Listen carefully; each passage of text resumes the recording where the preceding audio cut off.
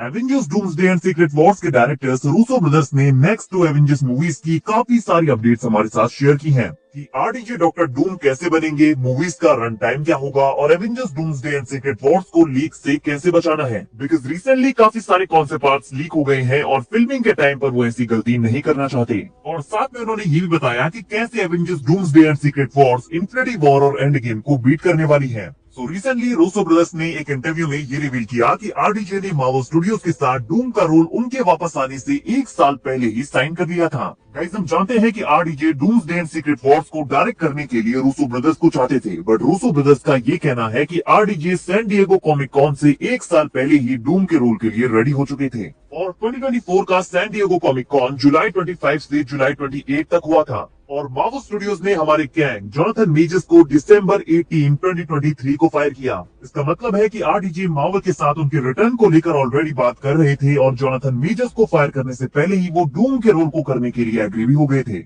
It means कि जब Jonathan measures को अरेस्ट किया गया तो मार्वल ने उन्हें तुरंत फायर करने की जगह प्लान बी के ऊपर काम करना शुरू कर दिया और वो था आरडीजे को एज अ डॉक्टर डूम वापस लाना। और रिपोर्ट्स के अकॉर्डिंग डूम को मार्वल स्टूडियो सिर्फ इसलिए वापस नहीं लाया कि जोनाथन मेजर्स को अरेस्ट कर लिया गया था, बल्कि मार्वल स्टूडियोज कैंग को हटाकर डॉक्टर डूम को वापस लाने का प्लान ऑलरेडी बना चुका था, क्योंकि क्वांटमेनिया में उसका इम्पैक्ट इतना अच्छा नहीं था। और अब रूसो ब्रदर्स का ये कहना कि आरडीजे 1 साल पहले ही डूम के लिए रेडी थे, इस चीज को कंफर्म कर देता है कि मार्वल नहीं चाहता था कि कैंग मल्टीवर्स सागा का मेन विलन हो। मार्वल के अकॉर्डिंग फैंस डॉक्टर डूम को देखने के लिए जितने एक्साइटेड है, वो कैंग को देखने के लिए उतने एक्साइटेड नहीं थे। फिर जो रूसो ने कहा कि उन्होंने 1 साल तक वापस आने के लिए एग्री नहीं किया जब तक कि स्टीफन मैकफीली ने उन्हें एक अमेजिंग स्टोरी नहीं बता दी। और मैकफीली की स्टोरी को सुनने के बाद हम Avengers doomsday and secret Wars को डायरेक्ट करने के लिए वापस आ गए। एंड जब उनसे आरडीजे के रोल के बारे में पूछा गया तो उन्होंने कहा कि डाउनी डूम के लिए बहुत ज्यादा मेहनत कर रहे हैं। उन्होंने कहा कि डाउनी ऐसे एक्टर हैं जो कभी भी अपना 100% देने से पीछे नहीं हटते। वो डूम की बैक स्टोरी लिख रहे हैं, डूम के लिए कॉस्ट्यूम आइडियाज लिख रहे हैं। आरडीजे जितने पैशनेट आयरन मैन के लिए थे, वो उतने ही एक्साइटेड डॉक्टर डूम के लिए भी हैं।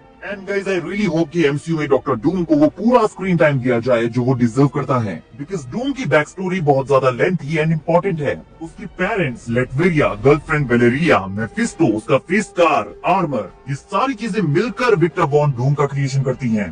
तो ये सारे एलिमेंट्स अगर मार्वल कवर करता है तो इस कैरेक्टर के साथ अटैच होने से हमें कोई नहीं रोक सकता।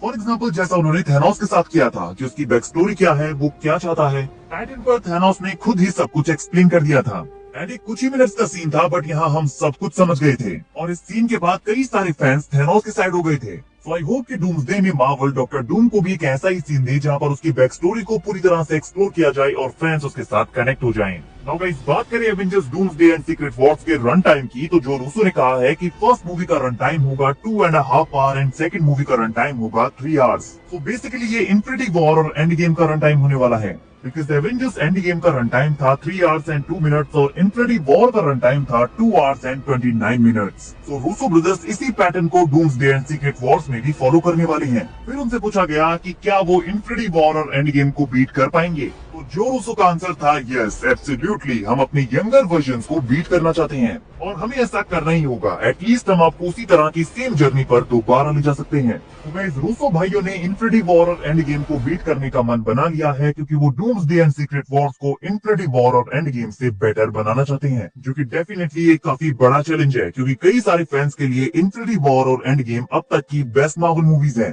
बट मेरा मानना है कि डूम्सडे एंड सीक्रेट वॉर्स इनसे भी बेटर हो सकती हैं। हाँ, अब तक के रिकॉर्ड्स अगर हम देखें तो overall infinity saga multiverse saga से बेटर रही है। बट गाइस, मल्टीवर्स सागा के एंड में ये क्लियर हो जाएगा कि कौन सी सागा ज्यादा बेहतर है, बिकॉज सबसे बड़ा difference doomsday and secret Wars he create करेंगी। और रूसोस ने ये भी रिवील किया है कि वो जितना हो सके इन मूवीज को उतना ज्यादा सीक्रेट बनाए रखेंगे। उन्होंने कहा कि हमने स्ट्रेटेजी बना ली है कि पेपराजी से सेट पिक्चर्स को कैसे हाइड करना है और उन्होंने फिल्मिंग के लिए ऐसी लोकेशंस चूज की हैं जहां वो बिना लीक के अच्छे से फिल्मिंग कर सकते हैं। तो डॉक्टर डूम को रूसो ब्रदर्स बिल्कुल भी स्पॉइल नहीं करना चाहते। जितने भी कैरेक्टर्स यहाँ होंगे, जितने भी वेरिएंट्स होंगे, वो सारे ही बहुत ही ज्यादा सीक्रेटली काम करेंगे। एंड गाइस, मार्वल एक्चुअल में ये काफी अच्छे से कर रहा है, because fantastic four first steps के लीक्स भी हमें ज्यादा देखने को नहीं मिले थे। तो मार्वल अपने सेट लीक्स को छुपाने में काफी अच्छा काम कर रहा है। But doomsday and secret war से जुड़ी जितनी भी अपडेट्स रूसोस ने हमारे साथ शेयर की हैं, वो एक्चुअल में काफी इंटरेस्टिंग है।